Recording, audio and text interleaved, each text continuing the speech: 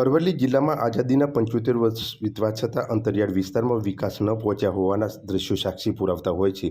ત્યારે ભિલોડા તાલુકાના અણસોડ ગામે ચોમાસા સિઝનમાં કોઈપણ સ્વજન કે વ્યક્તિનું નિધન થાય ત્યારે સ્મશાન માર્ગે જવા માટે ડાગુઓ નદીમાં થઈ જવા મજબૂર બનતા હોય છે। ચોમાસા સિઝનમાં ગામ પાસેથી પસાર થતી મેશ્વો નદીમાં બે કાંઠે વહે ત્યારે રસ્તો બંધ થઈ જવાના કારણે અંતિમ વિધિ માટે નનામી લઈને નદીના ધસમસતા પાણીના પ્રવાહમાંથી પસાર થવું પડે છે।